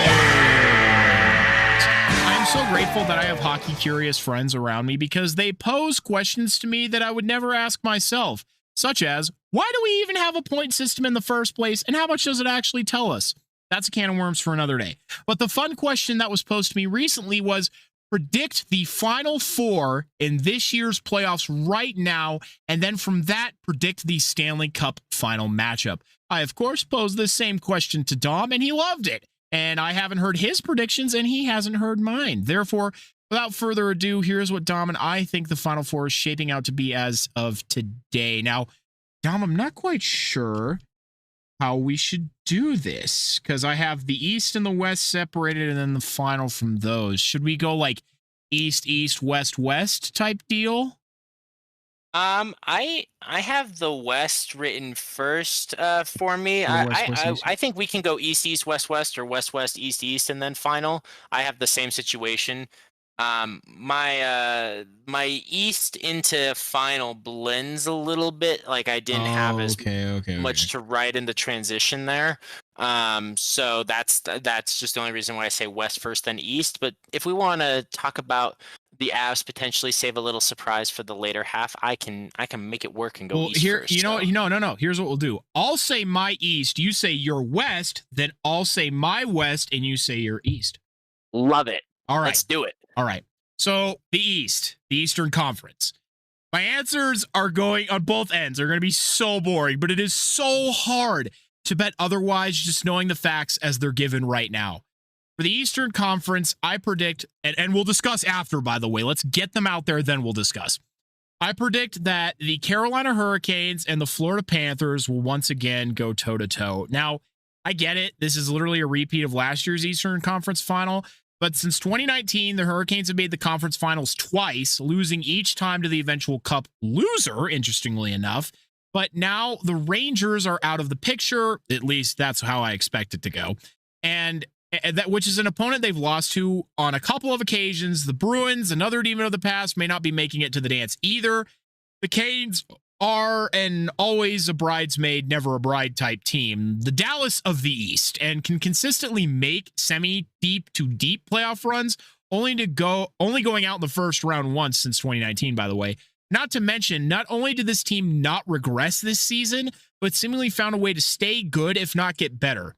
Not to mention, they are just incredibly well coached and bought into their system. As for the Panthers, well, a team from Florida has made the Stanley Cup Finals for the past 5 years, and by extension, the Eastern Conference Finals as well. So until both of the Florida teams are eliminated before the conclusion of the second round, it is very hard to bet against them. Not to mention, the Panthers are a team that, no matter how they may look in the regular season, show up in the playoffs, especially as of recent. And now they fully understand exactly how to win. They can make good teams look bad and great teams look silly. Not to mention, Playoff Bob is a caterpillar that emerges from his chrysalis come April's end. Honestly, all Russian goalies are when the playoffs are around. Simply built different. Excuse me. Now, the great thing about hockey is anything can happen, especially when the playoffs come to town. It's a time for upsets and underdog runs and miracles, although last year the playoffs, at least in the East, played out literally like how everyone mostly thought they would. There are other amazing teams in the East this year, though, like the Washington Capitals, who are destroying everyone they come across, backed by otherworldly goaltending. Logan Thompson does not get enough credit. The Devils are on the rise in the youth movement, and the Leafs might actually have a team that could beat Boston in the first round. Probably not. And I would frankly love to get proven wrong, because I usually am when it comes to the playoffs, but these are my choices as of today. Alrighty, Dom. Who do you got in the West? I love it. Thank you, Corey. I can't wait to talk about my East, because I think we're gonna have some fun conversation. Oh boy. So I needed to provide some context, because as it stands right now, the Avs are currently the 1 wild card and the Stars are the number 3. And for my matchups to make sense, I'm just telling you right now, by season's end, you can quote me on this, the Avs are going to be the 3 seed in the Central. It's just going to happen. And that's how I kind of put it too. It's like, I wasn't thinking too hard about seeding and how it is right now. Just ultimately, this is how I think it's going to end up. It might not because of seeding by the end of the season, but this is just what I think. So yeah. Well, I actually think, as far as the Western Conference is concerned, that that Dallas Avalanche 3-4, if you will, and the last who the last playoff team in the West is, who the last wildcard team is, those are the only things that I expect to move. I personally believe 7 of the 8 current playoff teams have their spots locked. I think you're pretty right too. Yes. It's just a matter of position for Dallas and Colorado, and which team of Calgary or Vancouver, which Canadian team gets the last playoff spot. So that's kind of my prediction. So from that projection, assuming all other Western playoff spots remain the same, I am projecting, I'm not happy about this, but I am projecting the Western Conference Final will be between the Colorado Avalanche and the Vegas Golden Knights. And God, the Avalanche better win that series, because I've said enough about the Knights. This projection has Vegas versus Dallas, with Dallas as the wild card in the first round, and Winnipeg pummeling whichever Canadian team is the last wild card in from the Pacific. The Avalanche path, just for awareness, would follow wins in series versus Minnesota and Winnipeg to meet the Golden Knights, is what I would project here. The only caveat I would add is, I think there is a strong argument to say that just as easily as Vegas could be the team the Avs are facing, I think Dallas could very easily be that team. The fact that they are so closely matched this year, I feel like it's a little bit predestined for them to meet almost and settle it in a conference final to just, even the score, and one team take all. And I think that a Dallas-Vegas first round series is just begging to go 7 games. So I would just like to say, if Dallas was to beat Vegas, I would say it's Colorado versus Dallas. So it's really just the Avalanche against whoever's the winner of that first series. So I just wanted to add that note, because I really do think whichever team wins that series will run through everyone else in the Pacific. So are you ready for my Western predictions? Watch, you're gonna say like the Oilers or something. No, I screamed because I said literally the exact same thing. Hey! Oh my God! I'll just read what I said, because I took a mildly different approach. Oh my God! That is so fucking funny. Okay, Great minds think alike, my guy. I know. Conversations in a second. Okay, the West is home to some of the biggest juggernauts this hockey season. It is an incredibly strong conference. You are either a playoff team or you actually fucking suck. And there is much more separation appearing on the Western wild card than the East. And it is more coming down to who of the teams currently in the playoff positions will end up in what place by season's end. Oh my God, we said the same fucking thing. Oh my God.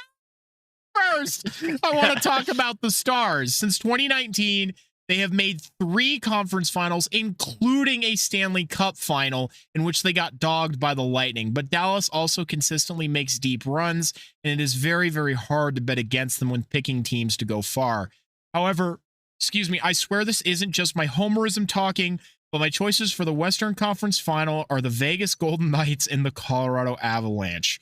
First, the vile villains of the league. Since 2019, the Knights have also made 3 conference finals and won a Stanley Cup. Unfortunately, fuck you, Rico. Just want to make sure I note that down so it gets some nice echo.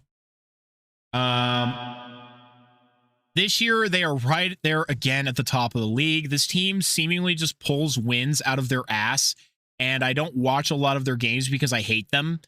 That is not actually why, mostly. But it is simply hard for the Knights to lose. Regular season or playoffs, and last year they were very close to edging out the Stars in the first round, and if one other bounce had gone their way, they had won instead, they would have also likely gone to the conference finals as the Stars did. But maybe not. Maybe the Avs would have beaten them. We can only hope. Now, I truly and honestly believe a fully healthy Avalanche team with this goaltending can win. Plain and simple.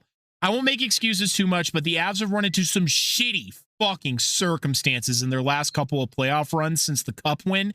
Now, the Avs have not had as much success in making deep runs, and you could also make a strong case for the Edmonton Oilers in that department as well. But I believe if the Avs can get some good fortune, they have a fully healthy top 6, Valachushka is present for the entire playoffs. They somehow have their captain to play, although that one might be a pipe dream. And they can get some consistency in net, similar to Darcy Kemper and Pavel Francouz, which I know they have in this current duo of Blackwood and Wedgwood. They can win. I swear I'm not strictly making this prediction off vibes. The Avs also have some of the most deadly talent on the ice, and I get the sense that Nathan MacKinnon is not a big fan of losing in the way that they have. All right, Dom. Well, yeah, he's definitely not a fan of losing in any fashion, and that's been made clear. When you've talked about previously how guys talk about working with him and his work ethic, the guy does not like to lose, period, but especially not in the fashion the Avs have been forced to exit. You can always tell when it goes. Sorry, go ahead.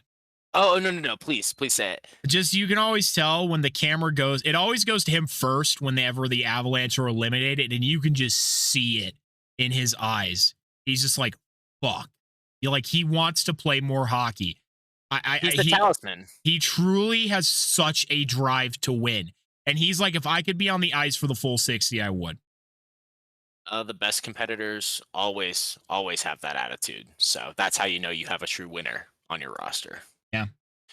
The only other note I had, just because, Corey, since the playoff teams in the West are locked in, aren't you excited to watch the Oilers Kings for the 4th consecutive year and watch McDavid and the Oilers beat the Kings for the 4th consecutive year? Isn't it going to be so much fun?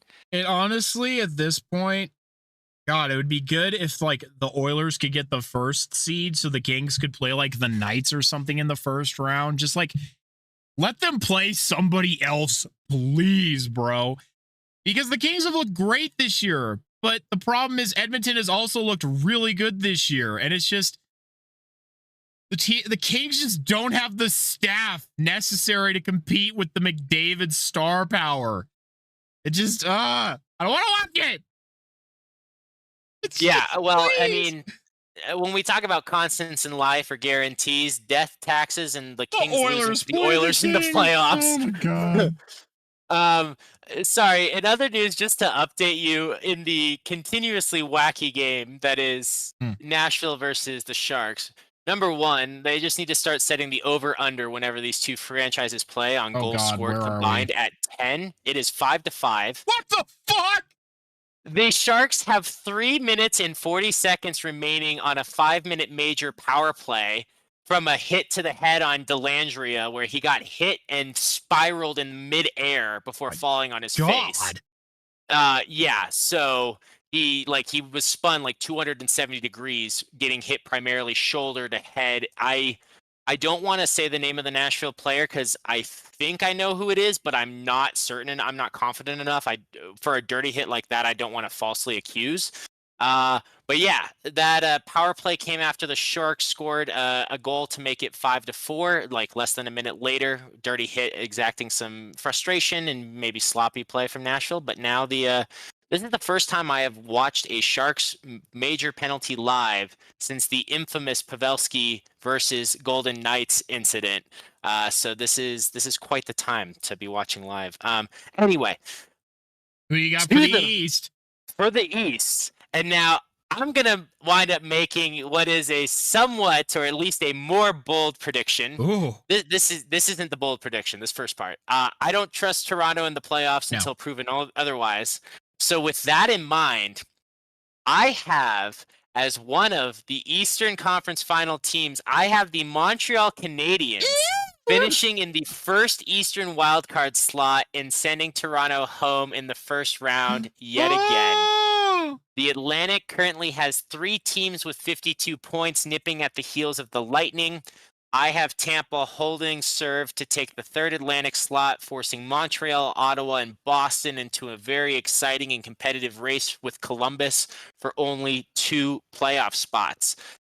Now, the Metro, as we've talked about, is a lot more straightforward with, in my opinion, I have the other Eastern Conference final team as the Washington Capitals. They have been in an Eastern Conference that is always physical and typically very close and competitive. They have been head and shoulders above the rest this year and have separated themselves from Florida and Carolina this season. And don't get me wrong, Florida is legit, and I've been one of Carolina's heaviest playoff backers in the last few years, particularly because of Brent Burns. But as you know, Corey, in my bracket for 3 consecutive years now, I've had the Cup final be Carolina versus Dallas, and that wasn't just entirely for bias on my former Sharks.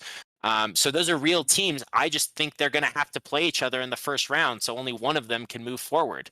And so that leaves a Caps team that has an easier first round matchup to draw the Montreal Canadiens, who I think are going to go on a bit of a Cinderella run. They've had a hot start to 2025. They're moving and grooving. They're young. They're dynamic. They've got solid goaltending. You know, I talked about it earlier. I'd love to see them or Columbus, and Columbus could very well make it and are technically ahead right now. I don't know. I gut feeling Montreal's going to be that team that goes on a run this year. Well, that's a fun prediction. You said it tied into your final, though. Well, I said this rolled into the final. I wasn't sure if I should go to the Cup final. When I talked about the Metro being far more straightforward and the Capitals standing head and shoulders above the rest, I do believe that Alex Ovechkin will end the Canadiens' run and set up a Stanley Cup final matchup against your Colorado Avalanche, because I refuse to, even in this hypothetical universe, believe Vegas is going to the Stanley Cup, because I can't believe it with any fiber of my being. I know. That's a fun one. That would be an interesting one. Wow. It would be, and this is my note here I have for it. This would create a Stanley Cup Finals matchup that would be quite hard to predict, and most certainly a 6 or 7 game series. As this is the Captain Avalanche Fancast, and I am happy to let the hometown bias affect an otherwise tough decision. The Colorado Avalanche would be my Stanley Cup champion in this series of hypotheticals. Well, of course. Well, I'll go ahead and tell you, for my final choice, it is the Colorado Avalanche versus the Carolina Hurricanes. I think this is going to be the year that Carolina finally breaks through, but I also believe that this roster the Avalanche have, if fully healthy and given time to operate together, it's unstoppable, especially with the big 3 at the helm. So needless to say, of course, here at the Captain Avalanche Fancast, I think the Avalanche are going to win the Stanley Cup. And for anybody who's saying it's just homerism, last year in my bracket, I picked the stupid Dallas Stars to go all the way and win the Cup. So eat my shorts. I don't always pick the Avs. But I really believe that this Avalanche team can win. Oh, Dom, you had some juicy choices, though, especially there in the East. Oh yeah, it was fun to pick, and for everyone out there who might be doubting Corey because he is such an avid Avs fan, I can testify. I have seen this bracket myself. The man did, in fact, pick based on merit and just do a legitimate bracket and put his feelings aside. So I can just say, witness. Man is for real. It was very hard to do, let me tell you. I actually made 2. I think that the one with the Stars was my legit bracket that I submitted to the NHL, but then the other one was our personal bracket league, which we will make this year, by the way. When the brackets roll around, we will make a Captain Avalanche Fancast league. So join it, submit your brackets. That'll be a good time. We'll talk about it again when we actually get there. But in the comment section of whatever platform you're listening on, tell us your Final Four predictions and tell us your Stanley Cup final predictions. I'd love to hear what everybody else thinks. Now, Dom, correct me if I'm wrong, but Final Four, it's always in the West, a Central team versus a Pacific team, and then in the East, a Metro team versus an Atlantic team, correct? Well, not always, actually, Really? because it does depend on on how wild the card. cards. Yeah. Because hypothetically, you would have a Central team playing on the Pacific side or vice versa, and True. that's where you could see Colorado versus Dallas hypothetically. If Dallas is realistically, if either of them are the wild card and go through, get the win over Vegas in the first round. Yeah. Although I feel it's more likely, I still stand pat that I think the Stars will be the wild card team. And they beat Vegas in round 1 last year, so I'd love to see them do it again. I would. Oh, absolutely. When Vegas loses, America wins. Speaking of, before I get into the 3 players of the week, I wanted to say, and we don't have to get too into it, but Gary Bettman is preparing to retire. Thank the Lord! We can finally move forward as a species. Gary Bettman is retiring. Amen. And hey, Corey, that might actually impact. It provides an opportunity to our conversation we had earlier today about rules and improvements. Seriously. Maybe there's a new window of opportunity. And that's the problem, is the NHL's an old boys club. Please don't hire some geriatric fuck to run the league. Hire someone who knows how to actually grow this game and who doesn't not include their content creators. There's YouTube channels that are not affiliated with the NHL pulling in more views than the Toronto Maple Leafs official channel.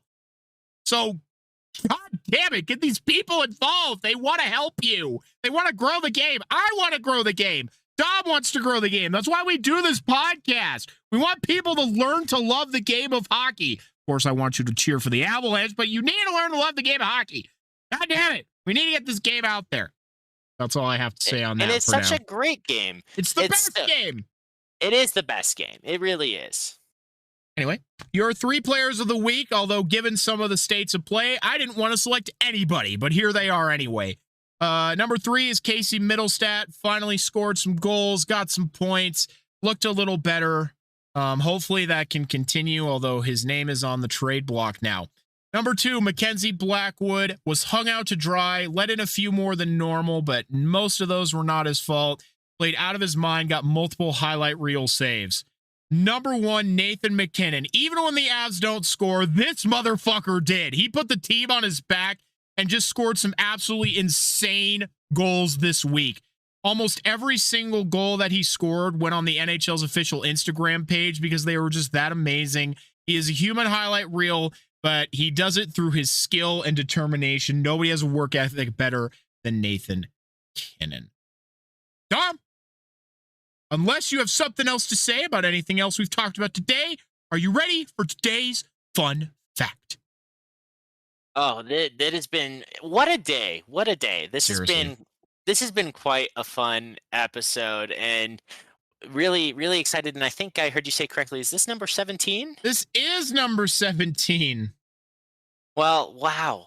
Crazy. I know. It doesn't feel like that many. Anyway, no, please do jump into the fun fact. I'm over here having a wonderful time. The Sharks have tied the game. I don't know even what makes sense in the world anymore. So please enlighten me with some news of fun order.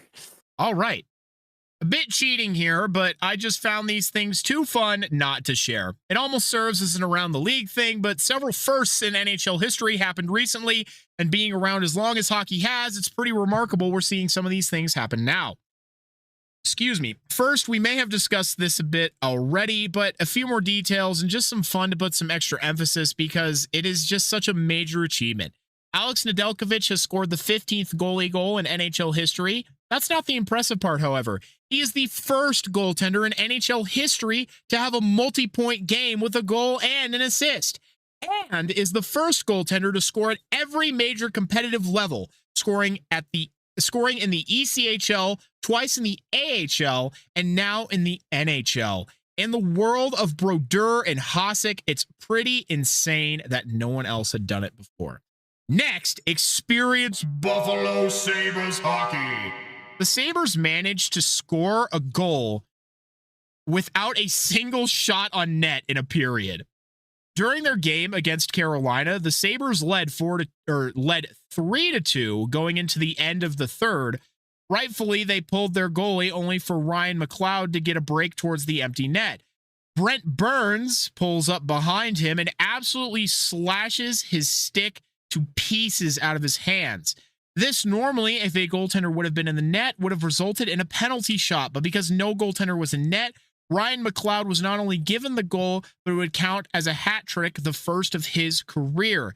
And the Buffalo Sabres would find a way to score a goal with having 0 shots on net in the period. Wow. And I thought the Sharks' 1 shot on goal in the period was bad, but the Sabres clearly really want that mantle. Well, they did still win the game, so. What? Can someone in San Jose just call Buffalo and figure out how they did that? No palm trees and high taxes, my friend. Well, we got the high taxes part down in California. Oh my goodness. I could make another bad joke if you want. Go for it. What do you got? I don't know how many palm trees are left after, what is it? There's now a 4th major fire going on in California. And all seriousness, I have family out there, so this is not a joking matter. Our hearts go out to everyone who's impacted by the latest fire now north of LA that's already burned another 10,000 acres in less than 24 hours. So we want everyone to be safe and healthy out there, and we send our hearts go out to all the families and all the residents in that area, but also to the first responders who continue to be committed to fighting the series of wildfires that just can't seem to leave California alone, nor their palm trees. Yes, and we'll go ahead and put a link to the Red Cross in the description of this episode. If you are interested in donating to help relief for any of those affected, Red Cross is a great place to go. We'll set up a direct link to that page, so go and check it out if you're interested in making a monetary donation. Well, everyone, the clock is counting down to the final horn. We really appreciate you taking the time to listen to this episode of the Captain Avalanche Fancast. Did you know there is a comment section where you can leave your thoughts and questions? If you have something you want to know about the Avalanche, Sharks, or just hockey in general, leave it below and we'll be happy to try and answer it. Or message us on Instagram. There is also a unique poll for you to interact with every episode. The best thing you can do if you like what we're doing here is to follow us on Instagram and whatever platform you're using, and share this podcast everywhere you can, whether that's with your mouse or your mouth. I'm Captain Avalanche Corey. And this is Dom from the Tank. Check out our new episodes every week. Thanks, everyone.